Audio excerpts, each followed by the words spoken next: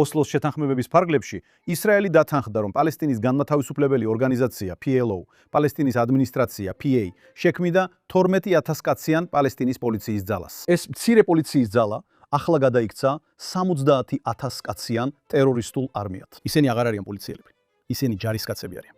რატომ და როგორ მივედით ამ მდგომარეობამდე? ვერ ვიტყვით, რომ აქ მხოლოდ პალესტინის ადმინისტრაციაა ცუდ. პრობლემის ნაწილი ისაა, რომ ისრაელმა არასდროს დაიცვა საკუთარი თავი. ყველა ბოროტების ფესვი საბოლოოდ ისევ ოსლოს შეთანხმებამდე მიდამდე მიდის. ოსლოს შეთანხმებების გაუქმება. საერთაშორისო კრიტიკის ფონზე, რომელიც ეგრეთ ოდობლე დასახლებულთა ძალადობის ფენომენს მოჰყვა. ისრაელი კიდევ ერთხელ აღმოჩნდა ნარატივების ომის ცენტრში, მაღალი ფასით, ისრაელელ პირებსა და ორგანიზაციებზე დაწესებული სანქციებით. საერთაშორისო დაგმობით და მწვავე შიდა პოლიტიკურ ბრძოლებით. რეზერვის ლეიტენანტ პოლკოვნიკი მურის ჰირში ამბობს, რომ გამოსავლის ნაწილი ოსლოს საბოლოო დასრულებაშია. ამაზე და ბევრ სხვა საკითხზე დღეს ვისაუბრებთ. მე ელანა მიზელდიამანტი ვარ და ეს არის ძირითადი კანონი.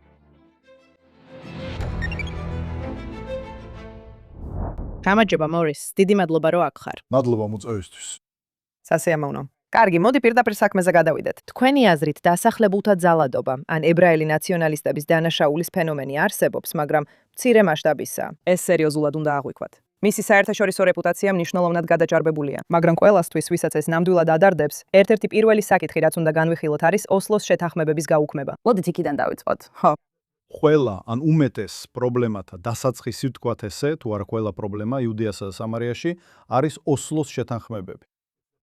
ეს არის პალესტინის ავტონომია, ეს არის PLO, რომელმაც ოსლოს შეთანხმებების ფარგლებში საკუთარ თავზე აიღო უამრავი ვალდებულება და რეალურად არც ერთი არ შეუსრულებია. სინამდვილეში ფიქრობ ძალიან გაუჭირდებოდა ვინმეს ოსლოს შეთანხმებებში ისეთი პუნქტის პოვნა, რომელიც მათ არ დაერღვიათ. გარდა პასიური პუნქტებისა, რომლებიც ამბობენ, რომ ისრაელი ფულს გადაგიხდით, ყველაფერი დანარჩენი მათ დაარღვიეს. ნება მომეცით მაგალითი მოგიყვანოთ. ჩვენი ახლახან გამოქვეყნებული კვლევიდან იერუსალიმის უსაფრთხოებისა და საგარეო საქმეთა ცენტრში კარგი. ოსლოს შეთანხმებების ფარგლებში ისრაელი დათანხმდა, რომ პალესტინის განმათავისუფლებელი ორგანიზაცია, ანუ პალესტინის ავტონომია, შექმნიდა 12,000 კაციან პალესტინის საპოლიციო ძალას. ისინი უნდა ებრძოლათ ტერორიზმის წინააღმდეგ ერთი მხრივ და ასევე ებრძოლათ შიდა დანაშაულის წინააღმდეგ პალესტინურ საზოგადოებაში. როდესაც კვლევა, რომელიც ახლახან გამოვაქვეყნეთ, აჩვენებს, რომ ეს მცირე პოლიციის ძალა ახლა გადაიქცა 70,000 კაციან ტერორისტულ არმიად. ისინი აღარ არიან პოლიციელები, ისინი არიან ჯარისკაცები. ეს არის ტერმინოლოგია, რომელსაც ისინი იყენებენ. არსებობენ ჯარისკაცები, რომლებიც პაკისტანის არმიაში ჰამასის ტერორისტებთან ერთად სწავლობენ артиლერიის გამოყენებას, მძიმე იარაღის გამოყენებას. რომელი პოლიციის ძალა იყენებს ასეთ აღჭურვილობას და ასეთი მასშტაბის შეტევას კრიმინალების წინააღმდეგ. არავინ.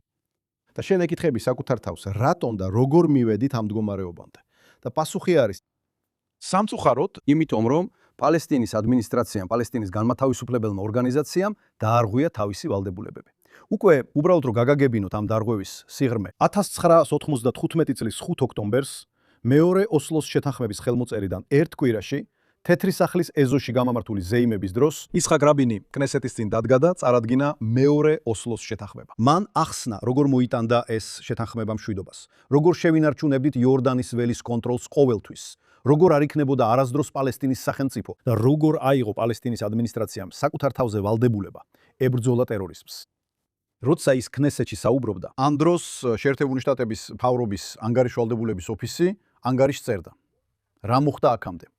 1993 წლის სექტემბრიდან დღემდე. 1995 წლის ნოემბერში მათ გამოაქვეყნეს ანგარიში, სადაც ნათქვამია, რომ პალესტინის პოლიციის ძალა უკვე 3,000 კაცით მეტია, ვიდრე თავდაპირველად იყო განსაზღვრული.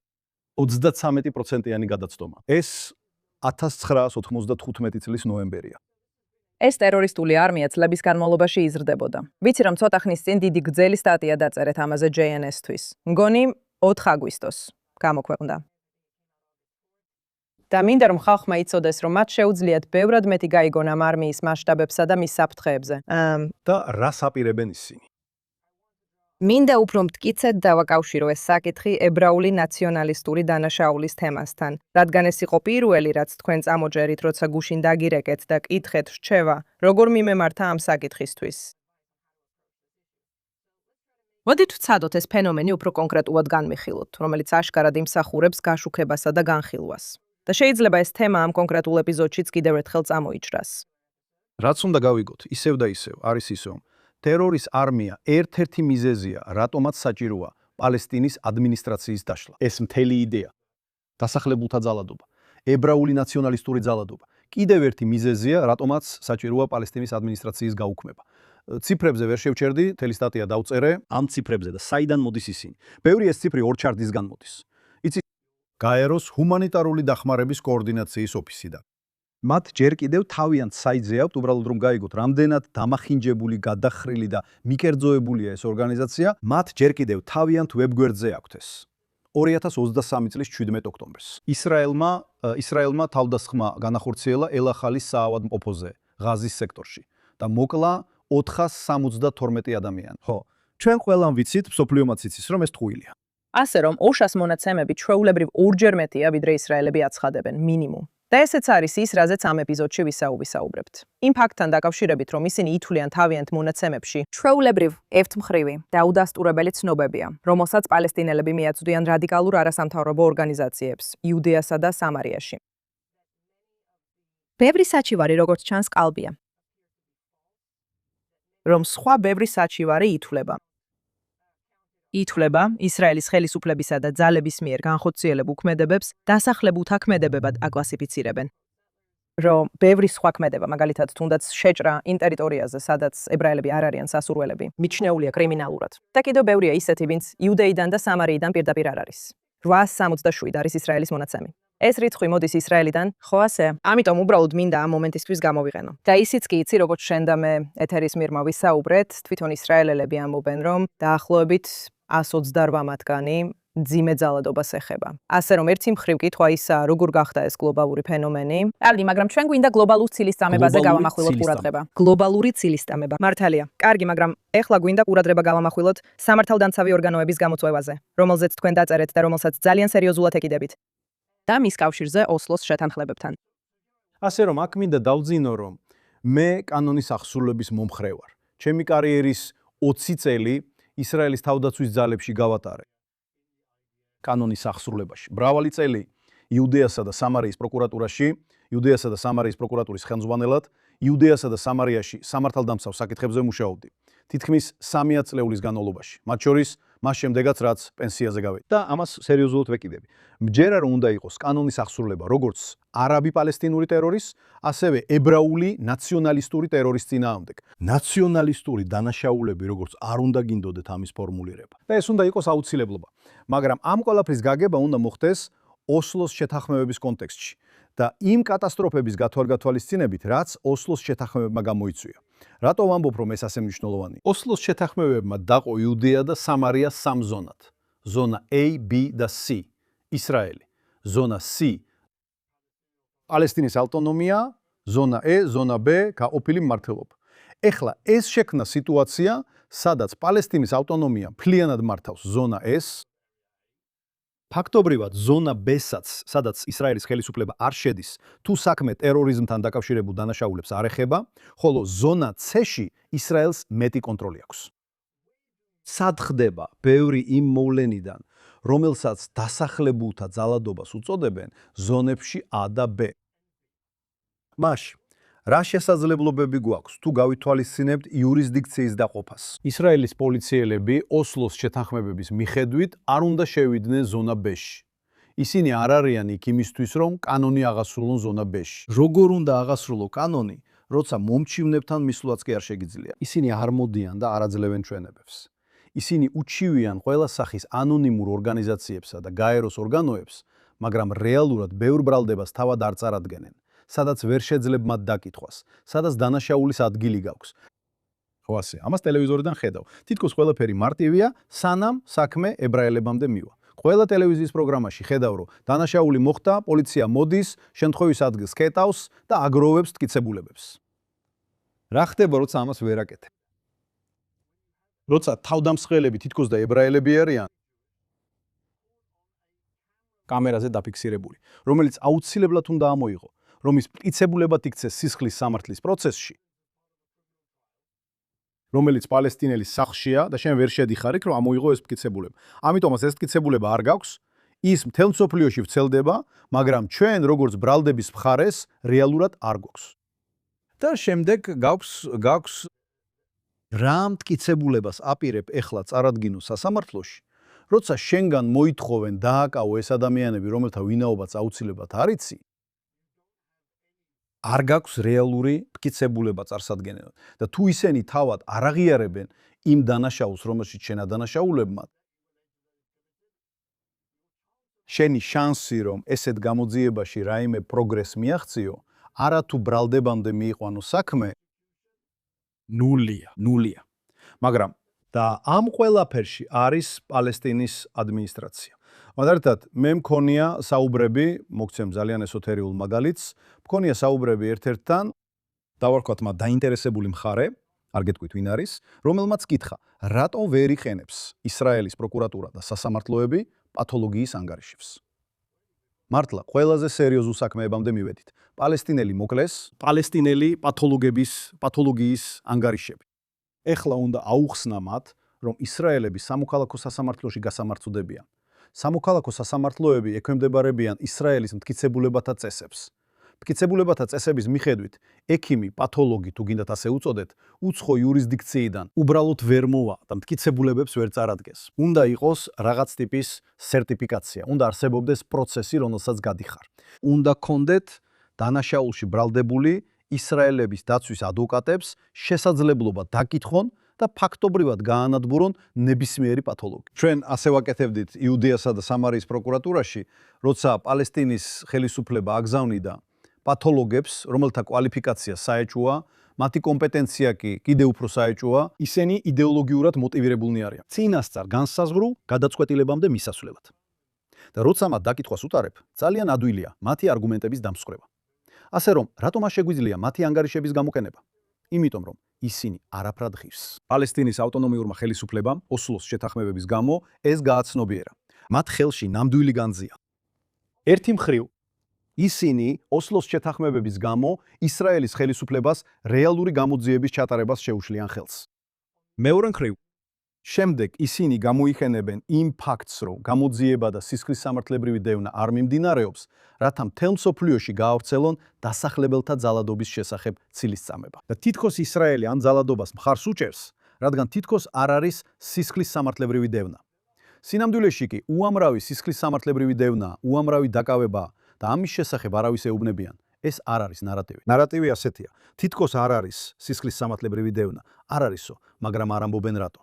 წარმოიდგინეთ ყველას რომ უთხრათ, სისხლის სამართლებრივი დევნა არ არის, რადგან მტკიცებულება არ არსებობს. უცებ ამბავი ოდნავ იცვლება.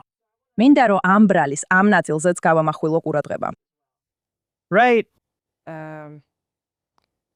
არ მინდა არასწორად წარმოვადგინო ეს, მაგრამ თქვათ Brad Stevens-ის ბოლო სვეტი ამ თემაზე. და ამას დიდი სითბოთი და პატივისცემით ვამბობ Brad's მიმართ, რომელსაც ვიცნობ, ვაფასებ და ის ჩემი მეგობარია.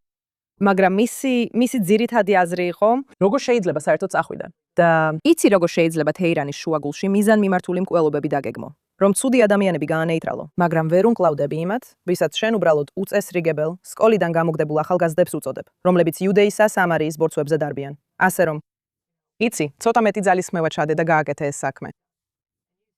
და შენ ამბობ, რომ უამრავი ტექნიკური სირთულეა, რაზეც ხალხი უბრალოდ არ არის ინფორმირებული, ერთი მხრივ. მეორე მხრივ კი კიდევ ერთი საკითხი დააყენე, რომელიც იმ ბრალდებებს ეხება, რაც უკვე არსებობს. იმ ბრალდებების მაჩვენებელი, რაც უკვე არსებობს. ცდილობ ზუსტად გავიხსენო რიცხვები არის, ვისაც ამ თემით დაინტერესება აქვს, იერუსალიმის უსაფრთხოებისა და სტრატეგიის ინსტიტუტის ძალიან კარგი ანგარიში არსებობს ამაზე. გაბი სიბონისა და ერეზ ვაინერის მიერ დაწერილი, სადაც ისინი მთლიანად ამ ფენომენსა და იმ გზას განიხილავენ, როგორაც ეს ხდება. გამოიყენეს და იარაღად აქციას. ისრაელის წინააღმდეგ და ვის მიერ და ისინი ამაზე დეტალურად საუბრობენ. ასევე განმარტავენ ბრალდებებსაც. მოდი ერთი წუთით დავუშვათ, რომ ბრალდების მაჩვენებელი არის 6% ან 6.6%. კარგი. თქვენ ცოტა ხნის წინ ამბობდით, რომ ეს მაჩვენებელიც კი შეესაბამება იმას, რასაც შეიძლება ელოდო, როცა მაგალითად სხვა ადგილებში სიძულვილით მოტივირებული დანაშაულების მიმართ კანონის აღსრულებას უყურებ. უდავოდ უკვე მრავალი წლის წინ, როცა ეს მთელი ცილის წამება დასახლებულთა ძალადობის შესახებ დაიწყო და ეს ძალიან დიდი ხანია გრძელდება. თითქმის 10 წლის წინ, როცა ჯერ კიდევ NGO მონიტორთან მუშაობდი, მე დავეხმარე ანგარიშის მომზადებაში, რომელიც ეხებოდა იეშ დინის მტკიცებას, ერთ-ერთ ისრაელის ანტიისრაელურ ორგანიზაციას, რომელიც მუდმივად ამ თემაზე საუბრობს და ამტკიცებს, რომ ისრაელმა მხოლოდ 8% დაადანაშაულა და ეს სკანდალურია. ამიტომაც ჩვენ დავწერეთ მთელი კვლევა. მას ქვია იეშ დინის ბუნდოვანი მათემატიკა. ვუჩევ ყველას გაეცნოს მას NGO მონიტორზე და რაც ჩვენ ძირითადად გავაკეთეთ იყო ის, რომ შევადარეთ ბრალდების მაჩვენებელი ისრაელში მსოფლიოს სხვა ქვეყნებს ამ სიძულვილის დანაშაულებისთვის. რა ხდება, როცა გაქვს მაგალითად ბრალდება ისრაელის წინააღმდეგ, დასახლებულები ჭრიან ზეთისხილის ხეებს. ეს შეიძლება იყოს, მოდი ავიღოთ ანალოგიური შემთხვევა, ვიღაცამ, არ ვიცით ვინ, უცნობმა, თავდამსხმელმა ნიუ-იორკში შარფზე სვასტიკა დაასრულა. თქვენ არ იცით ვინ არის თავდამსხმელი. დამნაშავემდე მისვლის შანსი 0-ის ტოლია. თქვენ არ დაქვთ რეალური ფიზიკური მტკიცებულება, თუ მხოლოდ სპრეის არ დააგდებ. სპრეის სკილა მათი ანაბეჭდებით დანაშაულის ადგილზე, რაც ჩვეულებრივ არ ხდება. და ესე რომ თქვენ გაქვთ შედარება იმ პრეტენზიებისა, რომლებიც შესაძლოა დარეგისტრირდეს, მაგრამ რეალურ გამოძიებამდე მისვლის შანსი 0-ია. და შემდეგ არის საქმეები, რომლებიც მართლაც მიდის სისხლის სამართლებრივ დევნამდე. ასე რომ ანგარიში შედარებულია ისრაელის მდგომარეობა მსოფლიოს დაახლოებით 6 ქვეყანასთან. და ზუსტად როგორი აქვთ დაპატიმრების მაჩვენებელი, აღსრულების მაჩვენებელი, ისრაელი ჩამორჩება. მართლა ვჩებით უკან. და ვფიქრობ, ამ კვლევის მთავარი დასკვნა იყო ეჩვენებინა, რომ პასუხი არის არა. ისრაელი მართლაც საკმაოდ კარგად ართმევს თავს სამართალდამცავ საქმიანობას. 8%-იანი მაჩვენებელი შეიძლება მაღალი არ ჩანდეს, მაგრამ მოდი ახლა განვიხილოთ ეს. გუშინ სანამ საერთოდ ვისაუბრებდით, მე ტვიტი დავწერე ჩემ ტვიტერზე, სადაც შევადარე სიძულვილის დანაშაულები ნიუ-იორკში, ნიუ-იორკის ქალაქსა და ნიუ-იორკის შტატში, დაკავებები, საჩივრები, დაკავებები და აღსრულება, ასე რომ 2025 წელს დაახლოებით 380 საჩივარი იყო. აქედან 128 დაკავება განხორციელდა დაახლოებით 37%. და შემდეგ თუ უყურებთ ეროვნულ, ანუ მთელ შტატში სიძულვილის დანაშაულებისთვის სისხლის სამართლებრივ დევნის სტატისტიკას, ნახავთ, რომ დაკავებულთა დაახლოებით 20-დან 25%-მდე რეალურად მიდის ბრალდებამდე. მოდი ეს რიცხვებში დავუყოთ. 128 ადამიანი დააკავეს. 25%. მოდი ავიღოთ ყველაზე მაღალი მაჩვენებელი, ვინც ბრალდებამდე მიდის. ეს არის 32 საქმე 389 საჩივრიდან. ჩვენი 8% სულაც არ არის ცუდი. სინამდვილეში ეს ზუსტად ემთხვევა იმას, რასაც ნიუ-იორკი აკეთებს. ასე რომ თუ ამბობთ, რომ ნიუ-იორკი სრულიად უყურადღებოა მამ დანი და თვით მერადამსიც კი წინამერთან ერთად, რომელიც ითვლებოდა ისრაელის მხარდამჭერად, სრულიად ჩავარდა, რადგან უნდა იყოს 100%-იანი სამართალდაცვა. ეს ტყუილია. ეს უბრალოდ ტყუილია. ეს არის სტანდარტის დაწესება, რასაც ეუნებიან ებრაელებს. აი სწორედ აქ ცდება ბრეტი სამწუხაროდ. ის ამბობს, რომ არის მცირე რაოდენობა და ამიტომ უნდა შეგეძლოს ამის გამკლავება. ზვიფასობრეთ, ეს სამართალდაცვა არ არის. მნიშვნელობა არ აქვს, რაოდენობა დიდია თუ პატარა. სამართალდამცავი ორგანოების რეალობა ისაა, რომ ბევრი დანაშაული ხდება, რომლის გამოძიებასაც ვერასდროს დაიწყებ, რადგან აშკარა ეჭვმიტანილი არ არსებობს. არის შემთხვევები, როცა შეიძლება ყავდეს ეჭვმიტანილი. შეიძლება დააკავო კიდეც, მაგრამ ვერ აგროვებ, ვერ ახერხებ საკმარისი მტკიცებულებების შეგროვებას, რომ სისხლის სამართლებრივ დევნამდე მიხვიდე. და არის შემთხვევები, როცა დანაშაული გაქვს, ეჭვმიტანილი, რომელიც დააკავეთ, საკმარისი მტკიცებულებები და შეგიძლიათ ბრალდებამდე მიხვიდეთ. ასეთი შემთხვევები ყოველთვის ბევრად ნაკლებია. ეს უბრალოდ სამართალდაცვაა. ეს არის საზოგადოება, რომელსაც რაღაც ტიპის პატივისცემა აქვს, ჩვენ ყოველთვის ამაზე ვსაუბრობთ ადამიანის უფლებების მიმართ. სამოქალაქო უფლებები. თქვენ უბრალოდ არ დაგაკავებენ, იმიტომ რომ ებრაელი ხართ პეისებით და შემთხვევით იუდეასა და სამარიაში დადიხართ. ეს არ ხდით ეჭვმიტანილად. დასახლებულთა ძალადობა. ეს შესანიშნავი ბრალდებაა. 750,000 დასახლებული პირი, მაქსიმუმ რამდენიმე ასეული დამნაშავეები. როდიდან შეგიძლია რამდენიმე ასეულიდან 100,000-ზე განზოთასებზე განზოგადება? თუ ეს, როგორც გუშინ Twitter-ში ვთქვი, ეს შეიძლება პოლიტიკურად არასწორი იყოს, თუ ვინმე მსგავს ბრალდებას შავკანიანების მიმართ წამოაყენებდა და ითხოვდა, რომ რადგან რამდენიმე შავკანიანი კრიმინალია, ყველა შავკანიანი კრიმინალია, თქვენ დაგიძახებდნენ ძალადობრივ საზიზღარ რასისტს. მაგრამ როცა საქმე ებრაელებს ეხება, ეს არის დასახლებულთა ძალადობა. მე დასახლებული ვებული ვარ. არ ვარ ძალადობრივი. არასდროს დაუკავები ვარ. არასდროს ყოფილ ვარ დანაშაულში ჩართული. არასდროს დამსიზმრებია ვინმეზე თავდასხმა. ჩემი შვილებიც ასე არიან, ჩემი მეზობლებიც ასე არიან, ბიც ასე არიან. არ ვიცი. ვფიქრობ, ერთ-ერთი მნიშვნელოვანი რამ შეიძლება იყოს ის, რომ შევწყვიტოთ ტერმინ დასახლებულის გამოყენება. ვიცი, რომ მას ძალიან პირდაპირი მნიშვნელობა აქვს. რაშიც არც მე და არც თქვენ პრობლემა არ გვაქვს, მაგრამ რა თქმა უნდა, ის გამოიყენება იმის საჩვენებლად, თითქოს ებრაელები, რომლებიც ჩვენი ბიბლიური სამშობლოს იმ ნაწილში ცხოვრობენ არიან. არალეგიტიმურები, მით უმეტეს არაბუნებრივები. იცი ეს როგორ უკავშირდება ჩვენი საუბრის დასაწყისს? მინდა რომ შენ მითხრა, რა? ორგანო. ვინ არის პასუხისგებელი ამ იდეის გავრცელებაზე, დასახლებულის, კოლონიზატორის? ეს არის პალესტინის ავტონომია. მაშ, რატომ არ აკეთებ ამას? ისინი არიან ისინი, ვინც გამოაქვეყნა ანგარიში, სადაც წერია რამდენმა დასახლებულმა შეიჭრა ტაძრის მთაზე. შემდეგ გაერო იღებს ამას და ითვალისწინებს. დასახლებულები შეიჭრნენ, მათ საერთოდ არ იციან, არიან თუ არა ისინი დასახლებულები. ეს მათთვის გეოგრაფიული აღწერა არ არის, მათთვის. და ეს არის ის, რაც უნდა გავიგოთ. და ეს არის ამ ცილისწამების საფრთხე. ვამბობ, რომ ეს არის 750,000 დამკვიდრებული, მათთვის დასახლებული არ არის ყოველი ებრაელი, რომელიც ისრაელში ცხოვრობს. მიუხედავად მისი გეოგრაფიული საცხოვრებელი ადგილისა, აი ეს გამოჰჭა ბრეთსაც. როცა საუბრობთ დასახლებულთა ძალადობაზე, პალესტინის ავტონომია, ორგანიზაციები, რომლებიც ამ ცილისწამებას ავრცელებენ, არ ასხვავებენ ებრაელებს, რომლებიც გეოგრაფიულად ცხოვრობენ იუდეასა და სამარიაში, ანუ დასახლებულებს და ყველა სხვა ებრაელს. მათთვის თითოეული ჩვენგანი დასახლებულად ითვლება. მათი მიზანი არ არის დასახლებულების ცუდად წარმოჩენა. მათი მიზანი ის არის, რომ დაასუსტონ და ლეგიტიმურობა დაუკარგონ ისრაელი, მისი მთელი მოსახლეობა, როგორც კოლონიალისტ დასახლებულებად. შეგიძლია მომცე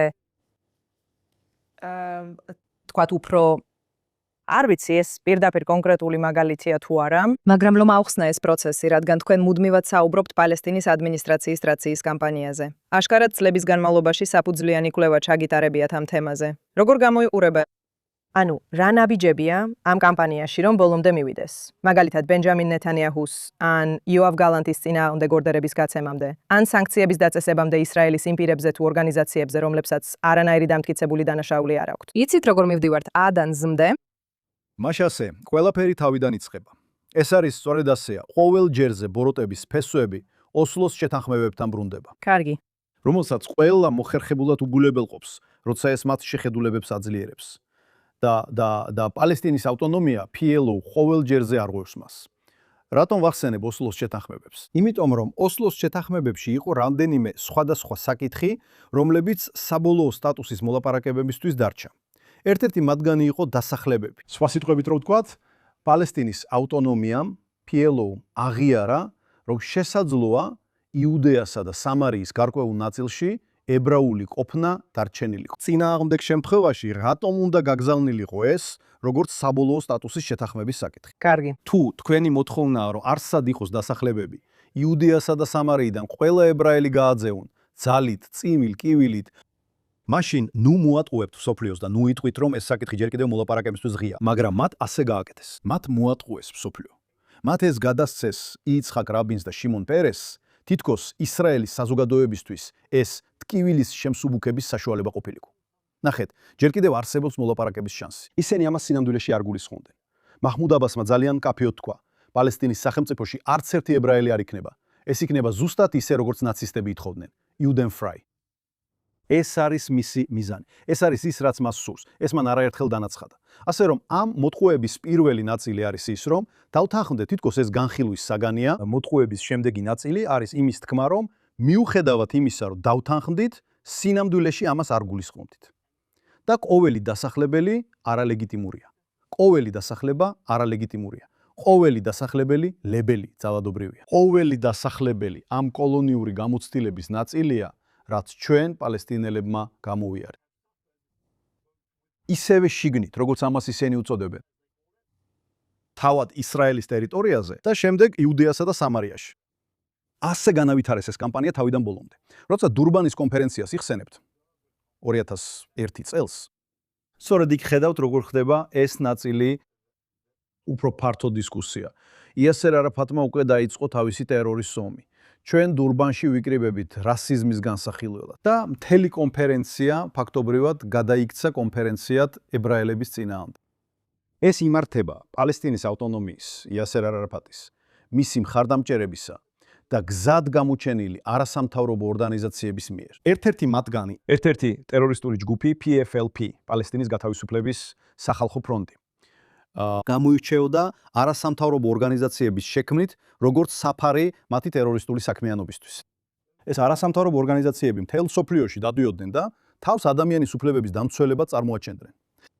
მაშინ როცა სინამდვილეში ისინი უბრალოდ არხები იყვნენ საერთაშორისო საზოგადოებისთვის, რომ დაეფინანსებინათ PFLP-ის ტერორიზმი. და ამ გზაზე მხარს უჭერდნენ ამ მტკიცებას, რომ ისრაელი კოლონიური წარმონაქმნია არა მხოლოდ იუდეასა და სამარიაში, არამედ თვით ისრაელშიც. და ასე ავითარებდნენ ამ ნარატივს ბოლო 30 წლის განმავლობაში. და ხედავთ სხვადასხვა ეტაპებს, როცა ეს ჩნდება. მინდოდა უბრალოდ გამეგო. ის დღის წესრიგი ვფიქრობ ალბათ კარგად არის ცნობილი იმ ადამიანებისთვის, ვინც ამ არხს უყურებს. ნიშნულოვანია კიდევ ერთხელ აღვნიშნოთ, მაგრამ ვფიქრობ ეს ალბათ კარგად არის ცნობილი მაყურებლებისთვის. რაც შეეხება იმ ტიპის პანგოს, მედიასა და პოლიტიკურ კომპლექსს, რომელიც პონგოს აჩენს, გაერო. კარგი. კარგი, ასე რომ ეს ციკლი ამიხსენი. ამას თავისი კომპონენტები აქვს. არის პალესტინის ადმინისტრაცია, არის არასამთავრობო ორგანიზაციები. არის გაერო, რომელიც იღებს ამ ყველაფერს და შემდეგ გაერო ტერორისტულ პროპაგანდას ათეთრებს. და ევროკავშირი, რომელიც აქტიურად მონაწილეობს ისრაელის ძირის გამოთხრაში, ყოველ ნაბიჯზე და ეხმარება პალესტინელებს ოსლოს შეთანხმებების დარღვევაში, მიუხედავად იმისა, რომ თავად არიან ამ შეთანხმებების ხელმომწერი და მოწმე, ეს 4 სვეტი არის მთელი იმ პროგრამის ნაწილი, რომელიც ისრაელის, როგორც ებრაელი ხალხის სამშობლოს დელეგიტიმაციასა და ძირის გამოთხრას ემსახურება. არა მხოლოდ იუდეა და სამარია, არა მხოლოდ ღაზის სექტორი, არამედ მთლიანად ისრაელი.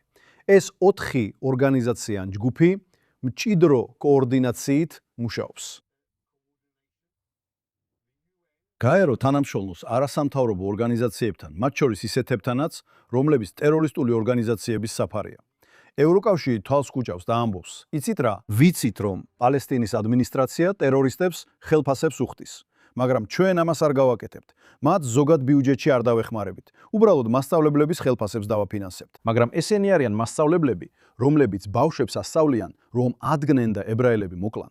ესენი არიან მასწავლებლები, რომლებიც პალესტინის ადმინისტრაციის სასწავლო პროგრამას ასწავლიან, რომელიც სავსეა რასიზმით, ტერორიზმის წახალისებით და ტერორისტების აღმერთებით. ესენი არიან მასწავლებლები, რომლებიც დალალ მუღრაბის სახელობის გოგონათა სკოლაში ასწავლიან.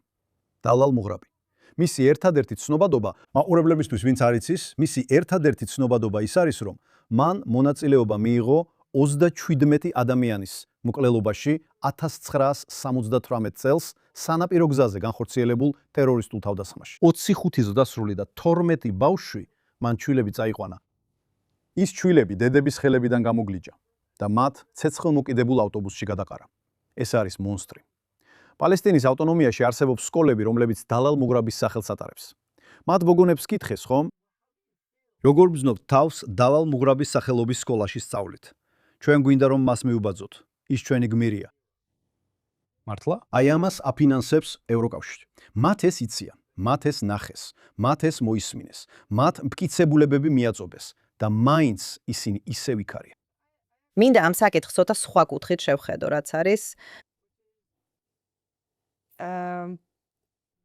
მათან ვილნაი და უსაფრთხოების ოფიცრები, ეს წერილი, რომელიც თეთრ სახლს გაეგზავნა. ცხადია საკმაოდ მძიმე ამბების ფონზე, იმ მსხვერპლის შემდეგ, რომელიც ქვარუტელში განვიცადეთ. და შემდეგ როგორც ჩანს იმ პალესტინური თავდასხმის შემდეგ, რომელიც ამ მოლაშქრეთა ჯგუფზე განხორციელდა, შურის ძიების მსგავსი თავდასხმა მოხდა. ამიტომ ისინი ამ წერილს სწორედ იმ მომენტში აგზავნიან, როცა ნეთანიაჰუ მიემგზავრება. ეს უბრალოდ ეგზისტენციალური ომია, რომ ცადოთ ჩვენი მომავალი ნაბიჯების დაგეგმვა.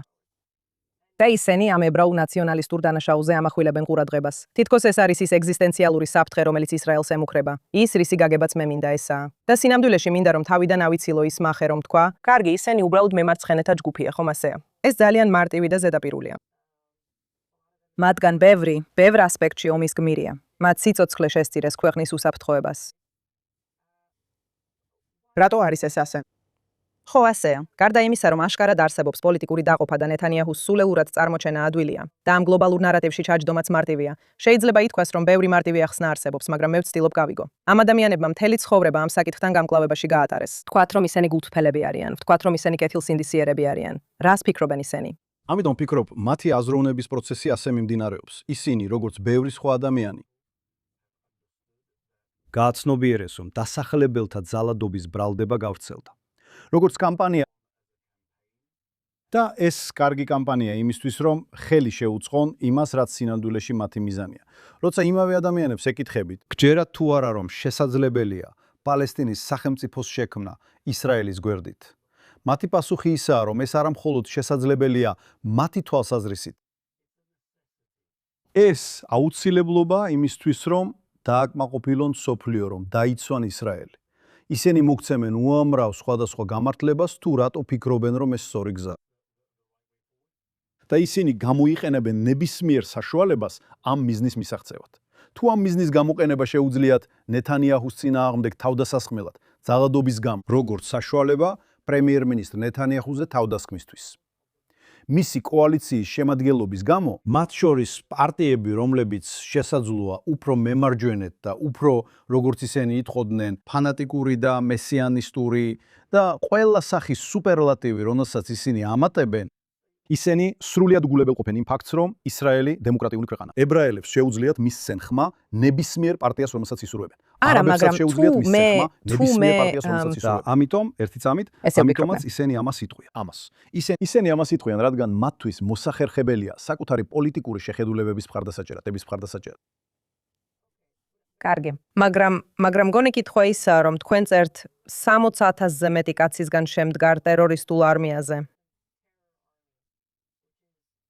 რომელიც გადიდებული პოლიციის ძალაა, რომელსაც უცხოქვეყნების სამხედროებიც ურთმიან, მაგრამ როგორც ჩანს, პოლიციის საქმეს არ ასრულებს. ტერორიზმს არ ებრძვის. ტერორიზმს არ ებრძვის. კარგი. და თქვენ ძირითადად ამბობთ, რომ ისინი ჩასაფრებულები არიან. ვარაუდობ, რომ ეს ინფორმაცია არ არის გასაიდუმლოებული და იმ რანგის ადამიანები, რომელთა შესახებაც ვსაუბრობთ, ამის შესახებ იციან. და ეს როგორც ჩანს, არ არყევს რწმენას პალესტინის სახელმწიფოს იდეის მიმართ. ანუ რა განსხვავებაა იმ საფრთხეს შორის, რომელსაც თქვენ ხედავთ და იმ საფრთხეს შორის, რომელსაც ისინი ხედავენ? ეს უბრალოდ უტოპიური სურვილია. ამ ადამიანებიდან ძალიან ბევრი, როცა უკან დაბრუნდებით და ნახავთ, როგორ განვითარდა ეს ტერორისტული არმია, დაინახავთ, რომ ამ ადამიანებიდან ბევრი, ვინც ახლა ისრაელის უსაფრთხოების მეთაურების ნაწილი არიან, ან როგორც უნდათ ისე უწოდებენ საკუთარ თავს, მათ შორის მატან ვილნი კრიტიკულ პოზიციებზე იყვნენ, კრიტიკულ წლებში, როცა შეეძლოთ წამოეკენებინათ უმთავრესი არგუმენტი. ზოგჯერ ოსლოს შეთანხმებები, როგორც გატეხილი საათი, დღეში ორჯერ სწორ დროს აჩვენებს. ოსლოს შეთანხმებებმა ისრაელს მისცა ვეტოს უფლება პალესტინის ავტონომიის უსაფრთხოების ძალებში ნებისმიერ კანდიდატურაზე. ეს ნებისმიერ დროს შეგვეძლო გამოგვეყენებინა იმის სათქმელად, რომ ეს ტერორისტი იქ არ იქნება. შეგვეძლო გამოგვეყენებინა იმის სათქმელად, რომ თქვენ ეს 12,000 ადამიანამდე უნდა შეგეზღუდათ. პოლიციელი ნომერი 12001 არ არის. არ იქნება ძალის ნაწილი. იმიტომ რომ ჩვენ ამას ვეტოს უკენებთ არა მისი წარსულის გამო, არამედ იმიტომ რომ ძალა მაქსიმალურ რაოდენობას მიაღწია. შემდეგ უკან იყურები და ამბობ, ვინ იყვნენ ისრაელის თავდაცვის ძალების წევრები, ვინც ამას აკვირდებოდა.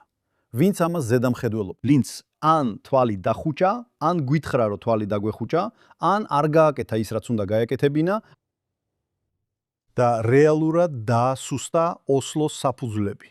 რადგან ფიქრობდნენ, რომ ეს იყო სწორი გზა წინსვლისთვის. ბევრ შემთხვევაში ნახავთ არამცირე რაოდენობას. ამ საკითხებს შორის გადაფარვა არსებობს. ასე იწყება ყველაფერი პატარაა და შემდეგ ვითარდება. და ეს არის პრობლემის ნაწილი. ვერ ვიტყვით, რომ მხოლოდ პალესტინის ადმინისტრაციაც უბია. პრობლემის ნაწილი ის არის, რომ ისრაელი არასდროს დადგა თავის დასაცავად. ჩვენ არასდროს დავდექით ჩვენი თავის დასაცავად. ჩვენ არასდროს გვითქვამს. იცი რა, ეს ყველაფერი დასრულებულია. თქვენ დაარღვიეთ ოსლოს შეთანხმების ყველა პუნქტი. ჩვენ შეგვიძლია, მე და შენ შეგვიძლია ვიმსჯელოთ, თითქოს ოსლოს შეთანხმებები ჯერ კიდევ ძალაშია. თითქოს ისინი ჯერ კიდევ მნიშვნელოვანია. მე ეს პალესტინის ადმინისტრაციამ ისინი 20 წლის წინ მიატოვა. არ ვიცი, შეგიძლია თუ არა მიატოვო ის, რაც არასდროს მიგიღია, მაგრამ კარგი. მოდით წამით დაუბრუნდეთ ებრაული ნაციონალისტური დანაშაულის საკითხს. და ამას ისევ ოსლოსთან დავაკავშირებ, რადგან მართლა მინდა ეს ისევ ოსლოს დავუკავშირო. მართლა მინდა გავამყარო კავშირი იმ კონკრეტულ პრობლემასა და იმ გადაწყვეტას შორის, რომელსაც თქვენს თავაზობთ და რომელთანაც შეიძლება იდეოლოგიურად ვეთანხმებოდე. მაგრამ მინდა ეს კავშირი კიდევ უფრო გავამყარო. ასე რომ როგორი იყო თქვენი გამოცდილება, როცა საქმე გქონდათ კიდევ ერთხელ იმასთან, რაც არა ყოველთვის სერიოზული, მაგრამ ზოგჯერ სერიოზული? მცირე რაოდენობის დანაშაული, რომელსაც ასობით ადამიანის ჩადის, თქვენ იცით, 70 აქტიური წამქეზებელი. კიდევ რამდენიმე ასეული მათ გარშემო. ადამიანები დაახლოებით 12-დან 28 წლამდე ასაკის, ზოგჯერ მართლაც არასრულწლოვნები. მაშ როგორი გამოცდილებაა ამ ფენომენთან გამკლავება, რომელსაც თქვენ, როგორც ამ რაიონში მცხოვრები და როგორც არმიაში მაღალი იურიდიული თანამდებობის მქონე ადამიანი, კვლავ ძალიან სერიოზულად ეკიდებით. მაშ, როცა ესეთ დანაშაულებთან სამართალდამცავ გამოწვევას აწყდებით და თქვენ მართლაც გაქვთ ადამიანების მთელი სპექტრი და ამ ადამიანებიდან ზოგიერთები, უნდა ვთქვათ გუწვფელად ჩვენთვისაც, ისინი უკიდურესად ჭკვიანები არიან. მაგრამ ისინი ასევე უკიდურესად ძალადობრივები არიან. მათ იციან, როგორ მართონ სხვა ადამიანები, ისე რომ თითქმის როგორც ორგანიზებული დანაშაული სუფთად დარჩნენ, მაგრამ სხვა ადამიანები შეიძლება პრობლემაში აღმოჩნდნენ. არასრულწლოვნების გაგზავნა ამის გაკეთების საუკეთესო გზაა. ისრაელის კანონი, რაც შეეხება არასრულწლოვანთა მიმართ სამართალდაცვას, ალბათ ერთ-ერთი ყველაზე განვითარებული სამართალდაცვითი სისტემაა ევროპული ქვეყნების უმეტესობასთან შედარებით. ჩვენი კანონები ძალიან ორიენტირებულია ბავშვების საუკეთესო ინტერესებზე, როგორც უნდა იყოს. ისინი ასევე ძალიან ორიენტირებულია თავისუფლების აღკვეთის ალტერნატივებზე. ისინი ძალიან ორიენტირებულია თუნდაც სისხლის სამართლებრივი დევნის ალტერნატივებზე. ასე რომ, როცა ბავშვებზე ვსაუბრობ, ეს არის ის, რაც აუცილებლად უნდა იქნას გათვალისწინებული. როცა საუბარია მოძალადე თავდამსხმელებზე და ეს რეალურად უფრო მცირე ნაწილია. ეფექტულ გამოძიებამდე და სისხლის სამართლებრივ დევნამდე მისვლის შესაძლებლობა ხშირად იზღუდება გარემოვლენებით. ნებამომეცი გითხრათ გარემოვლენის შესახებ. ერთ-ერთი ტერორისტი, რომელიც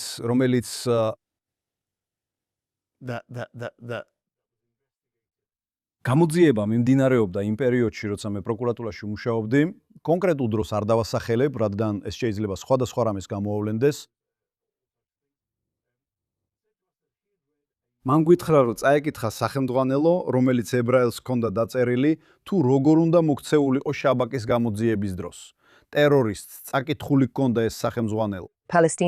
პალესტინელ ტერორისტს ჰქონდა. წაიკითხა სახელმძღვანელო, რომელიც ებრაელის მიერ იყო დაწერილი, როგორ მოიქცე. შაბაკის გამოძიებები.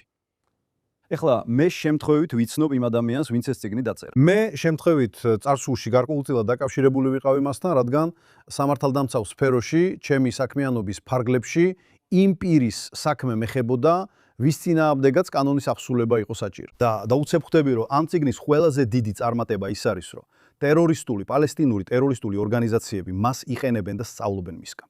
ასე რომ ამ ადამიანებიდან ზოგიერთები მართლა როცა ისინი ამ დანაშაულს აწყობენ, როცა ისინი ნაციონალისტურ დანაშაულს აწყობენ, არიან ანადგურებენ ნებისმიერ შესაძლებლობას სამართალდამცავებისთვის მომავალში. ეს ზუსტად იგივეა, რასაც ორგანიზებული დანაშაული აკეთებს და სამწუხაროდ, ეს არის ის მდგომარეობა, რომელშიც ვართ. ჩვენ გვყავს არაბი ტერორისტები, რომლებიც პირდაპირ ამ ყველაფრიდან სწავლობენ. ეს არის სახელმძღვანელო თუ როგორ გაუძლონ ან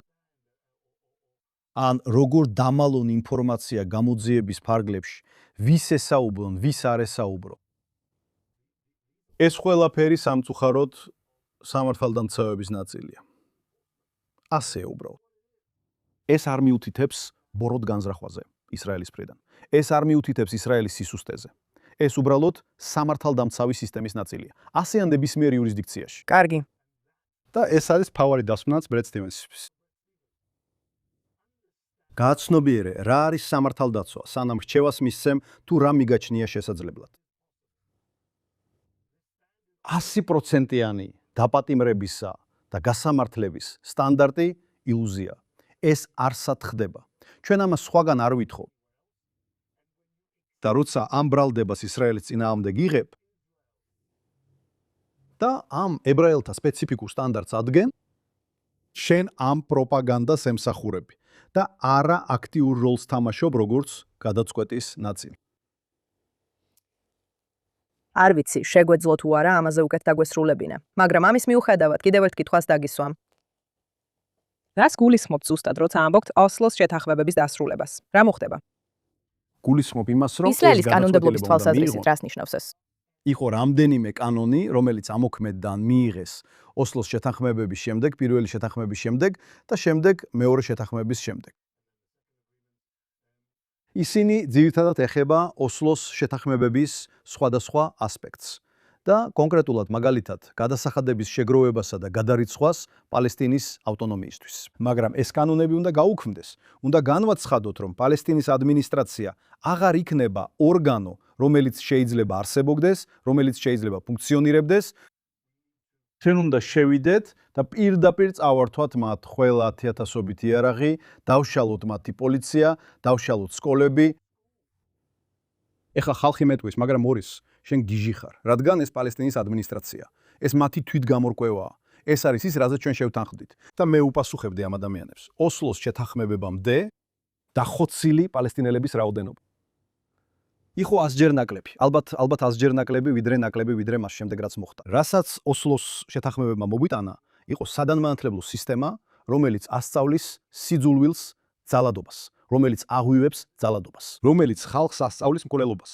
ებრაელების მხოლოდ იმიტომ, რომ ისინი ებრაელები არიან, ან ნებისმიერი სხვა ადამიანის, რადგან მათ ებრაელებად მიიჩნევენ, მაგალითად ტეილორ ფორსი თავად, რომელიც ებრაელი არ იყო. უბრალოდ იაფას სანაპიროზე სეირნობდა. აი ამას გულისხმობ. დაშალეთ ეს სისტემა. ეს მხოლოდ ისრაელისთვის არ არის კარგი.